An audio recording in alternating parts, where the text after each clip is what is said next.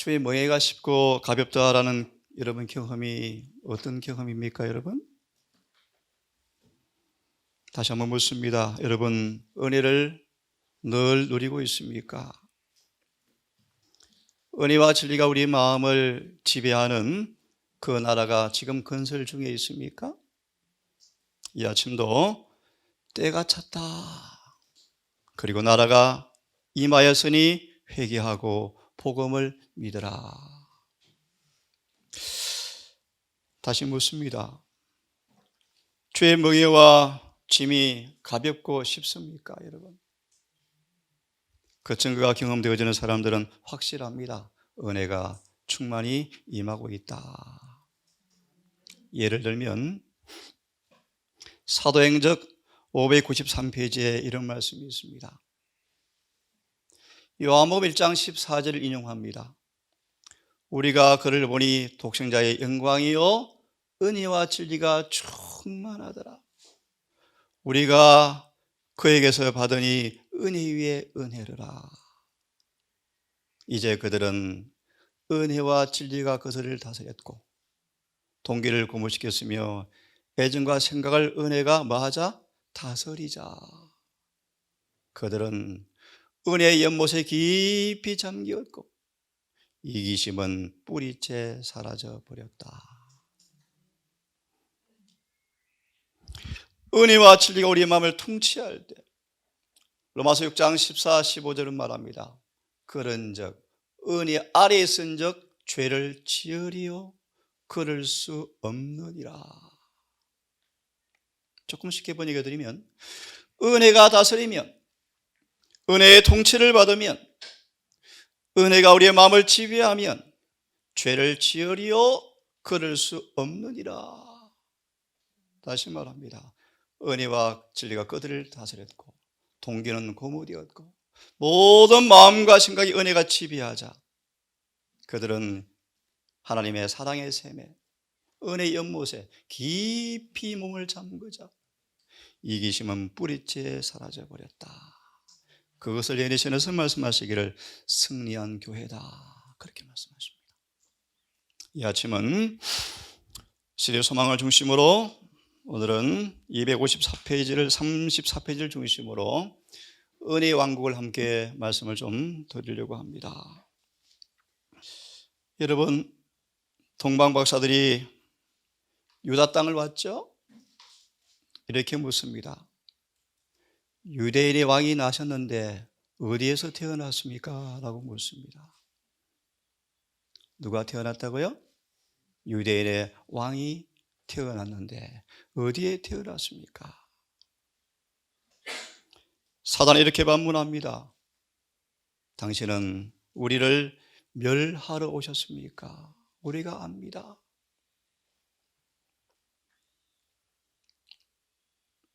빌라도가 묻습니다. 내가 왕 맞냐? 맞다. 네가 말했지. 예, 이 시간은 예수의 초림의 사명을 말씀드리려고 합니다. 예수께 이 땅에 왜 오셨습니까? 이 땅에 당신을 영접하는 사람 속에 은혜의 왕국을 건설하러 오셨습니다.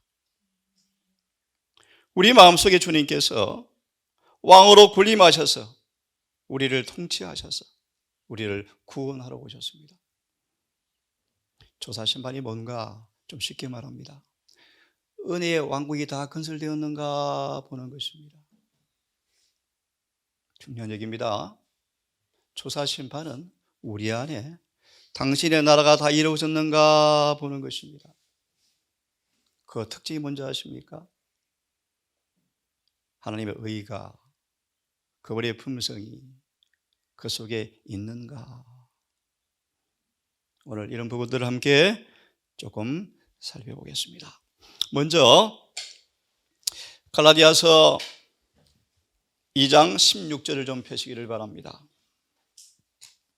자, 이 아침 때가 찼고 하나님 나라가 가까웠으니 회개하고 복음을 믿으라 라는 구절의 소망을 계속해서 공부하려고 합니다. 이 아침은 예수님은 정확하게 때가 참에 그는 복음을 선포하셨는데 그 사실을 가리켜서 은혜의 왕국을 선포하고 계셨다라고 말씀하시는데요.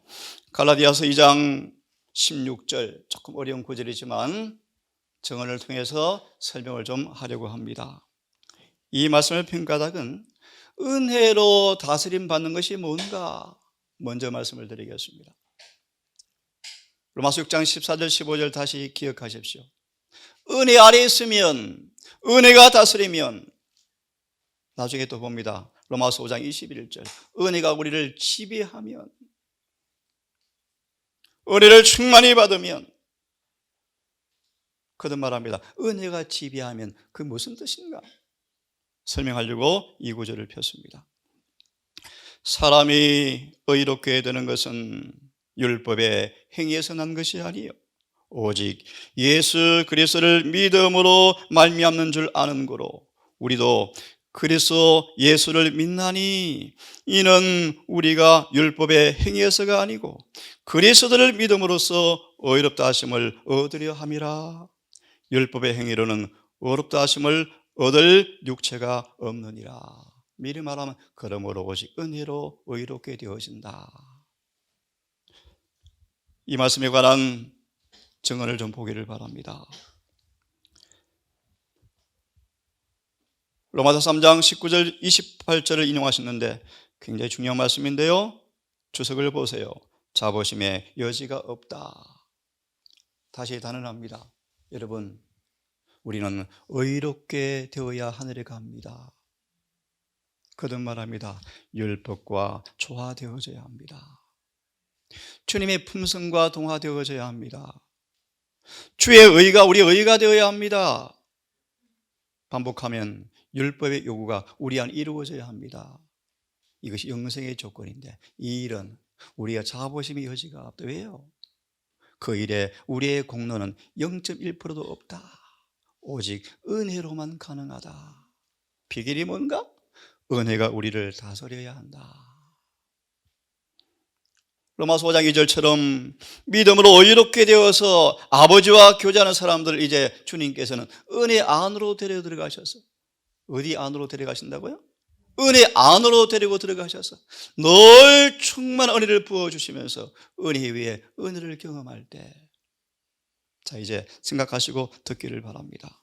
우리는 믿음으로 말미암아 의롭다 하심을 받는다. 그렇죠 여러분. 의롭다 하심 오늘 기도하셨어요. 동의어로 죄사함. 로마서 3장 31절 의롭다 하심은 곧 죄사함과 동의어다. 죄사함이란 우리 안에 죄가 제거되어지는 것이다. 죄사함이란 내 안에 죄가 제거되어지고 대신에 그 자리에 성령께서 은혜로 꽉 채우는 것이 죄사함이다. 실물교훈 420페이지 말씀. 거듭 말하면 의롭다는 말의 의미는 죄가 사해져 버리고 의가 채워지고 성령이 들어오시는 것, 이것이 의롭다 하십니다. 우리는 이 일이 믿음으로 이루어진다. 이 일에 인간의 공로는 조금도 개입될 수가 없다. 그러므로 아무도 자랑할 수가 없다. 이제 보세요. 믿음으로 의롭다 하심을 경험하고 이해하는 사람들은 결코 자부심을 가질 수가 없다. 그렇죠? 우리는 우리 혼자서 무엇을 생각해낼 수가 없다. 잘 보세요. 성령께서 우리의 능력이 되셔서 하나님의 모습을 따라 우리의 품성을 빚고 건설하는 일을 하신다. 이런 비 은혜가 임하고 있습니까? 왜 은혜? 요한복음 16장 성령께서는 내 것을 가지고 너희에게 알리겠습니다. 성령은 예수 안에는 은혜를 퍼와서 우리 속에 날라주는 분이 성령이셔요. 다시 말하면 성령은 예수의 품성을 우리 안에 인치시는 분이 인치시는 분. 그런 뜻이에요. 성령은 날마다 우리를 건설하시고 빚어져서 우리의 품성을 빚고 건설하시는 일을 성령께서 하신다. 우리가 우리의 경험을 우리의 마음대로 할 수 있다고 생각할 때 우리는 큰 실수를 한다. 갈라디아 교회 베드로의 모습이었죠. 그 다음 잘 들어보세요. 우리 혼자의 힘으로 결코 유혹을 이기고 승리할 수 없다. 하나 말씀드립니다. 여러분 시험에 넘으십니까? 은혜를 헛되이 받은 것입니다. 유혹에 넘어집니까? 은혜를 받지 못한 것입니다. 여기 보세요. 여기 보세요. 혼자 힘으로 이길 수 없지만 반대로 말하면 성령이 내 안에 내재하면, 다른 말로 늘 은혜 안에 거하면, 맞습니까? 유혹을 이길 수 있을까요? 그 다음 본론을 보세요. 그리스도에 대한 순수한 믿음을 가진 사람들에게는 성령이 역사하실 것이다. 이게 무슨 말이죠, 여러분? 예수에 대한 순수한 믿음을 가진 사람들, 이게 무슨 말입니까, 여러분? 갈라디아 5장 6절의 말씀인데요. 예수를 늘 순수하게 믿는 믿음을 가진다 말의 의미는 뭔가? 예수의 사랑을 성령으로 계속 공급받는다, 그런 뜻이에요. 사랑으로 역사하는 믿음, 그런 뜻이에요. 그런 말합니다. 주님께 대한 순수한 믿음을 가지고 있단 말이 무슨 말인가? 예수의 사랑의 샘에서 그분의 사랑을 늘 마시는 사람, 그런 뜻이에요. 그러면 사랑은 뭐합니까? 우리 안에서 역사한다. 종의 종을 읽어보시면 사랑은 죄를 제거하는 대리인입니다. 순수한 믿음으로 예수 안에 있는 품성을 믿음의 손으로 늘 길러 마시는 사람들은, 다시 말하면 믿음으로 은혜를 받는 사람들은 같은 말이에요.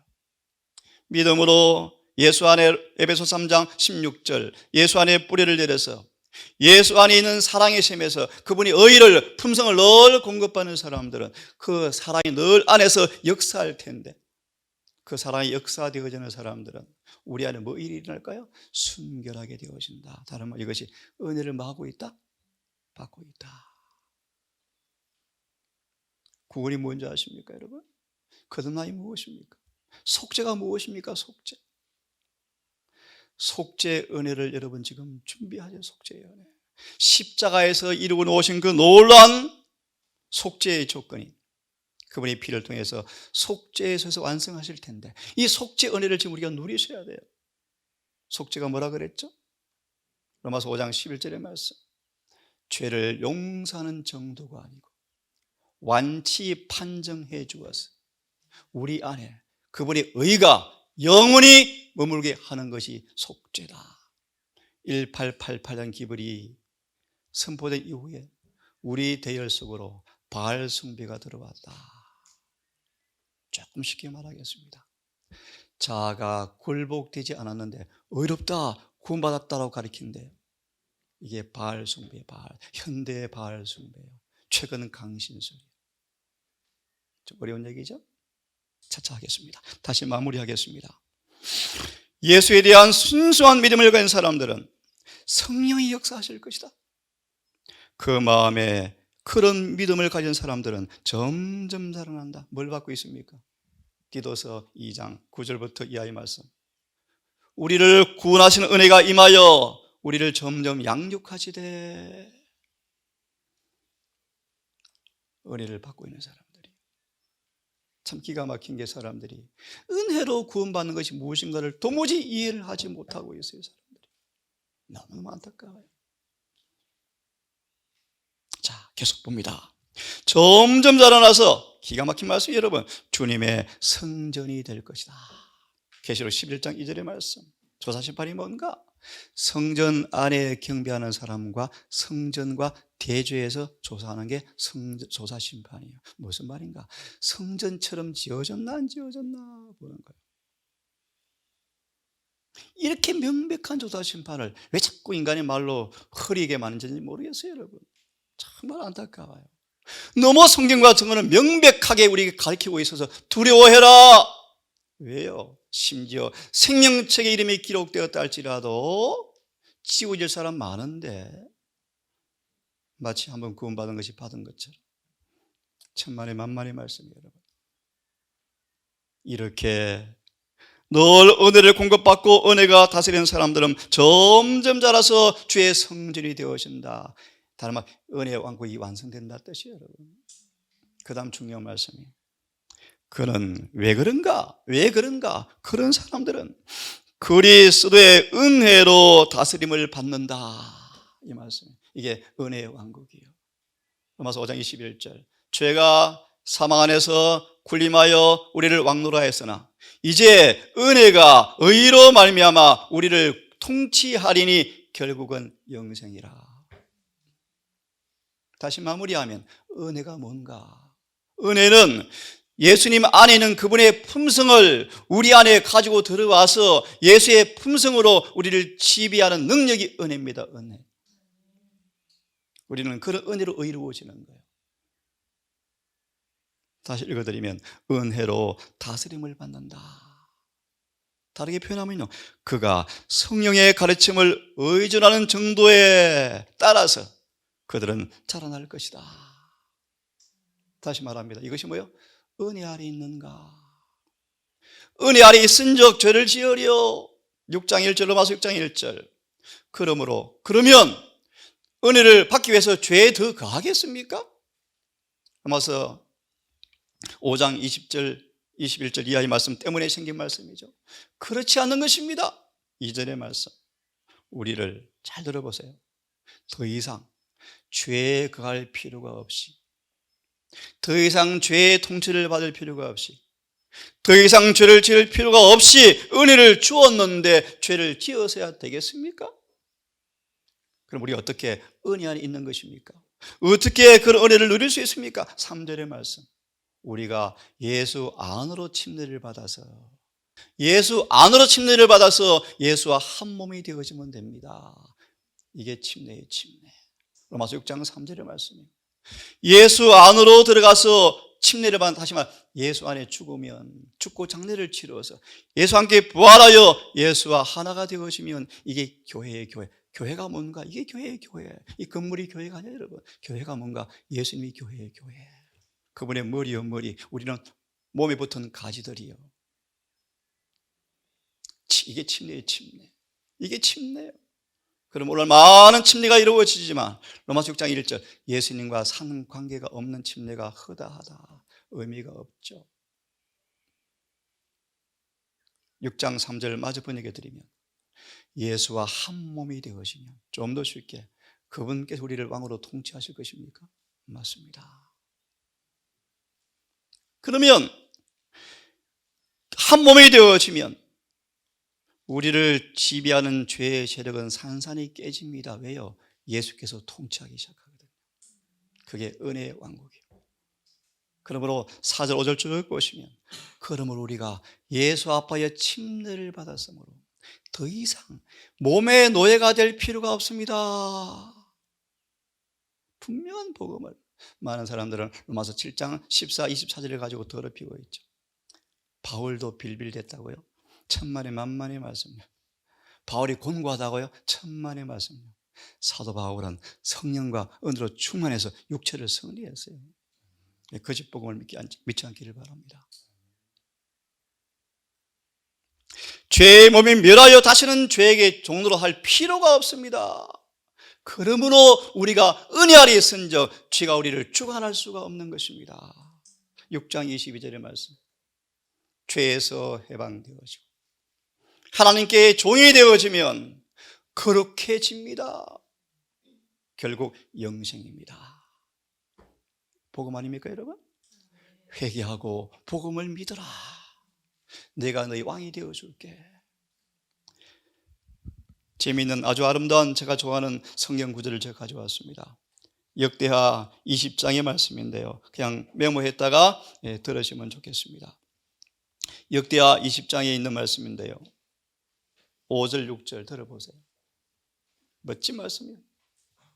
주의 손에 권세와 능력이 있사오니 능히 막을 자 누구리요? 있나요? 산상보온, 우리의 사악한 자존심만, 사악한 의지만 방해하지 않으면 충분히 우리를 구원하실 거예요. 주는 권세와 능력이 많사오니 능히 막을 자가 없나이다. 은혜 관계가 무엇입니까? 예수께서 은혜와 진리로 내가 너희를 좀 다스려 줄게, 문 좀 열어줄래? 그것이 뭔데요? 회개하는 거야, 회개. 그러므로 뭐하라? 회개하고 복음을 좀 믿어라, 그런 말이에요. 맞나요? 그러면 함께 또 말씀을 좀 펴봅시다. 자, 은혜로 다스림 받는 말씀을 조금 더 드리겠습니다.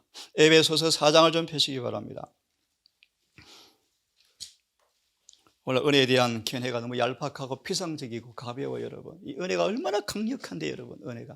은혜는 감동을 주고 눈물을 흘리게 하고 충동을, 그런 정도가 아니고, 은혜는요, 마무리 은혜는 우리 속에 쓴뿌리를 다 잘라버리고 마침내 우리 안에 율법을 딱 완성시켜 주는 것이 은혜예요. 은혜. 이 충만한 은혜를 여러분 사모하기를 바랍니다. 이 어디 나오는가 하면요, 사도행전 은혜로 변화를 입은 마지막 문장을 보시면요, 은혜의 결국은 뭐예요? 평화와 안전이라고 말씀하시면서 뭐라고 번역하죠? 율법의 의가 이루어지는 것이다. 주의 품성이 우리 안에 이루어지는 것이 은혜다. 자, 에베소 4장을 함께 보고 싶어요. 20절부터 제가 읽습니다. 에베소 4장 20절부터 24절을 읽겠습니다. 이 말씀을 왜 폈냐하면요, 우리는 매일 은혜가 필요하다. 매 순간 은혜가 필요하다. 산상보건의 말씀 누룩과 같다를 보시면 실물교훈이군요. 은혜가, 제가 많이 부족한 부분, 은혜가 음성과 표정까지 지배해야 한다. 참 제가 사모하는 말씀이에요. 사모하는 말씀. 마리아가 신성의 은혜에 참여하자 용모가 변해버렸대. 응? 용모가 변해버렸대. 우물가 여인이 은혜를 마셔버리자 동네에 달려가니까 그 창녀 같은 여인의 그 증언에 기여기면서 예수 보고 싶다 라는 감동이 생겨. 왜요? 용모가 하늘의 분위기를 반사했대. 저는 이런 은혜를 사모해요. 이런 표정이 바뀌네요. 얼굴이 바뀌네요. 은혜는요, 우리 전체를 바꿔버려요. 이게 은혜야. 이 은혜를 받아야 구원을 받아. 넘어지고 자빠지니까 그래서 은혜로 구원받지. 아니요. 다시 기회를 주시는 은혜가 있지만 그 은혜로는 구원이 있을 수가 없어요. 베드로후서 3장 18절의 말씀. 오직 은혜 안에 서 있으라. 자, 계속 보세요. 20절. 오직 너희는 그리스도를 이같이 배우지 아니하였느니라. 무슨 말인가? 예수를 믿노라 그러면서 세상 사람처럼 살아가는 거예요. 21절을 잘 보세요. 진리가 예수 안에 있는 것 같이. 굉장히 중요한 말씀이에요, 여러분. 어려운 말씀 하나 해드릴게요. 우리의 구원은 예수 안에 있는 그대로의 진리가 경험되어져 구원받아요. 좀 어려운 얘기죠. 나중에 연구해 보십시다. 자, 진리는 예수 안에 있어요. 이게 무슨 말이에요, 여러분? 이렇게 이해하면 좀 쉬워요. 진리는 예수의 품성의 사진이에요. 그러면서 이 남원교회 진리교회 맞습니까? 안식을 지킵니다. 그거는 껍데기에 불과해요. 왜 진리교회인가? 이유가 있죠. 안식일을 지키는 사람들이 안식일의 주인 되신 주님을 닮는 게 안식일 지키는 거예요. 그게 진리요, 진리. 그게 진리요, 진리. 그래서요, 안식일을 지키느라 공헌하는 사람들이 다 인을 받는 게 절대로 아니에요. 왜 그런가 이유를 말씀드릴까요? 에스겔 20장 20절의 말씀 잘 들어보세요. 나는 너희를 거룩하게 하는 여호와인 줄 알게 하려고 안식일을 주었다. 그렇게 말씀하죠. 분명하죠. 그러므로 안식일을 믿음 안에서 은혜로 계명을 따라 지키는 사람들은 성화 안 될 수가 없대요. 맞나요? 진리가 예수 안에 있는 것 같이 너희가 과연 그에게 듣고, 또 생각이 나요. 그러므로 우리는 진리에 참된 해석자가 되어야 한다. 진리에 맞느냐? 채식한다. 네, 맞아요. 왜 채식합니까? 예를 듭시다. 출애굽기 말씀에 인용합니다. 우리의 품성을 순화시키려고. 맞나요? 맞아요. 채식을 잘할수록 병이 안 된다 그거 말고요, 그들의 품성이 부드러워지네, 온화해지네. 그들의 성미를 부드럽게 해서 계명을 잘 지키게 만들어 주려고 만나를 주었던 것처럼 이 마지막 건강계의 기별은 셋째 천사의 기별을 효과적으로 내 속에 이루려고 주시는 이 하나님의 선물인데, 선물을 거듭차고 안식을 지켜본들 진리는 안 깨달아지고요, 그 직기별에 잘 따라가고요, 부절제 하면서 은혜를 받고 있다고요? 다 쏟고 있는 거예요. 진리가 예수 안에 있는 것처럼 너희가 과연 그에게 듣고 그 안에서 가르침을 받았을진데. 22절. 너희는 유혹의 욕심을 따라 썩어져가는 구습을 쫓는 옛 사람을 벗어버리고 오직 심령으로 새롭게 되어서 하나님을 따라 의와 진리의 거룩함으로 지으심을 받은 새 사람을 입으라. 이 구절의 증언을 좀 보십시다. 4장 20절부터 24절에 보면 뒤에 부분을 읽겠습니다. 매일 매순간마다 필요한 은혜, 이렇게 말씀하시네요. 그래서 저는 이렇게 성경 연구하기를 좋아해요. 너무너무 성경과 정은, 정과 정을 비교하시면 진리가 명확해지고요, 뚜렷해지면서요. 지난주 환송 예배 때 드렸죠. 너희가 내 말에 거하면, 원문은요, 계속 진리 아래 거하면 참내의 제자가 되어지고, 계속 진리에 거하면 진리가 누룩처럼 나를 전체 변화시켜서 진리가 무엇인가 알게 될 터인데, 그것이 뭔가? 진리는 자유를 준다. 32절의 말씀, 요한복음 8장. 진리를 알지니 진리가 너희를 말이라 자유케 하리라 말씀했죠. 매일 매순간 필요한 은혜 보겠습니다. 고 3장 18절 아시죠? 우리가 수건을 벗은 얼굴로 주의 영광을 바라보며, 뭘 벗어야 돼요? 수건이요, 수건. 우리의 배운 것들, 내 고정관념들, 전통 유전들, 신학들 다 덮어두고요, 성경을 성경 있는 그대로 보셔야 돼요. 주의 품성을 보셔야 돼요. 자, 영혼의 성화는 믿음으로 은혜와 진리가 충만하신 그리스도를 확고부동하게 바라봄으로써 이루어지는 것이다. 우리가 요한복음 1장 16절 그에게서 받으니 은혜 위에 은혜르라. 사도 요한은 이 은혜를 늘 받음으로 놀란 말씀이에요. 은혜가 그를 날마다 변화시켜서 마침내 그가 사모하던 구주와 같이 만들어 주었다. 요한복음 13장 34절의 말씀. 요한은 진짜로 예수 안에 있는 똑같은 사랑으로 사람들을 사랑했대요. 여러분 동의하십니까? 그것이 거듭남이요, 거듭남. 그래서 그렇게 사랑하지 않는 사람들은 거짓말장이래요. 그래서 요한복음 13장 34절은 말하죠. 내가 뭘 주노니? 새 계명을 너희에게 주노니 내가 너희를 사랑한 것처럼 사랑하라. 계시록 2장은 말합니다. 이 사랑이 에베소 교회가 잊어버렸다. 이 사랑을 빼앗겨버렸다. 이 사랑 갖지 않고 신앙하면 다 헛것이다. 촛대 옮긴다. 에베소 교회 메시지요. 우리 한 형제의 편지처럼 이 동산에 진리가 있다 하십시다. 더 중요한 사실은 우리의 삶의 변화입니다, 여러분. 그 사실만큼.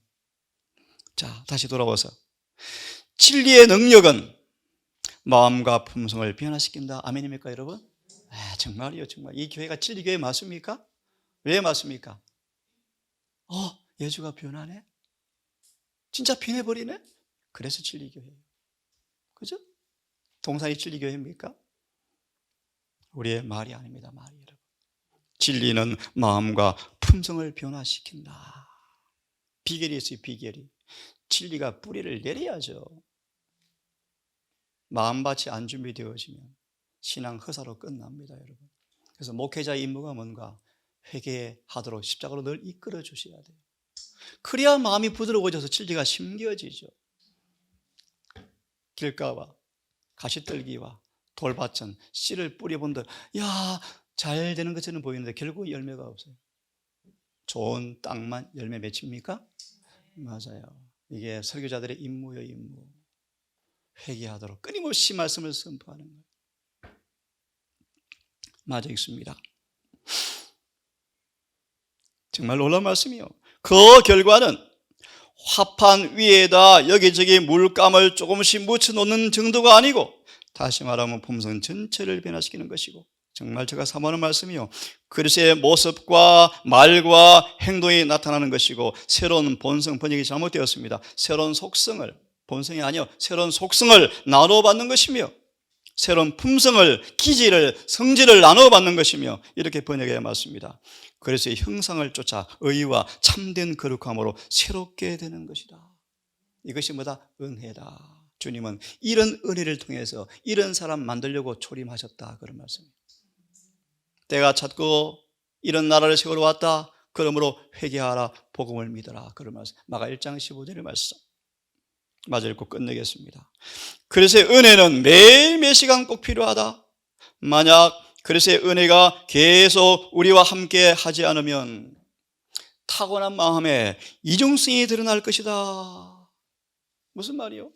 눈물로 감동받았는데 문 열고 나가면요, 옛 모습이 나오는 거예요. 타고난 이중성, 재림교회의 모습을 이야기한다고 하이프는 말씀하죠. 공고한 위선자들이다.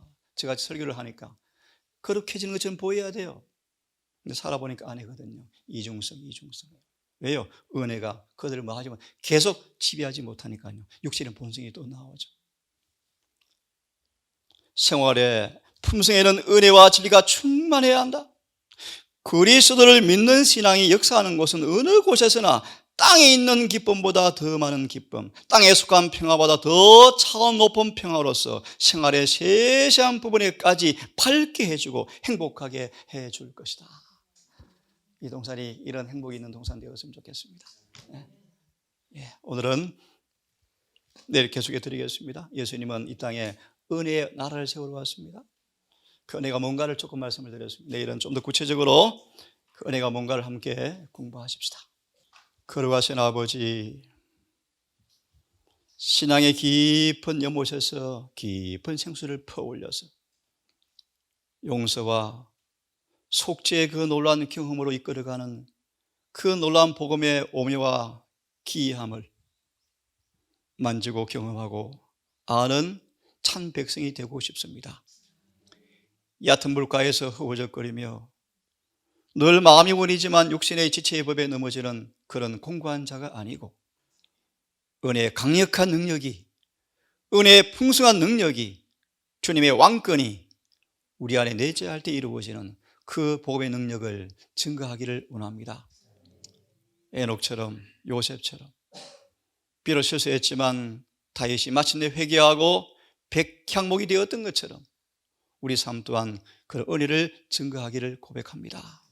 주여, 오늘도 이 은혜를 헛되이 받지 않게 해주시고 우리의 마음속에 믿음을 통하여 예수를 구주로 모시고 예수님 안에 믿음의 뿌리를 내려서 예수님 안에 있는 그 놀라운 은혜의 선물들을 늘 길러 마시는 믿음의 역사를 경험하게 해 주시옵소서.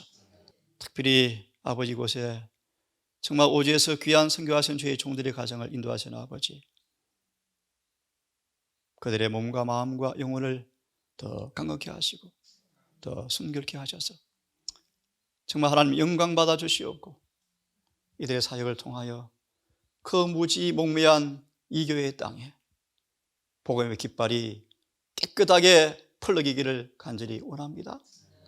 주여, 푹 쉬게 하시고 더 은혜를 받게 하시며 또다시 가야 할 선교지에 진리와 성령님 함께 하셔서 하늘에 기록되어지는, 하늘에 무너진 데를 수고하는 자로 기록되어지는 귀한 종 가정되게 우리 모두를 긍휼히 여겨 주시옵소서. 오늘 한 날도 주님께 맡기기 원하오니 우리 매 발걸음을 은혜 안에 거하는 지혜를 통하여 오늘 은혜를 헛되이 받지 않는 하루가 되게 하셔서 아버지께 영광되게 해 주시기를 예수님 이름으로 기도드립니다.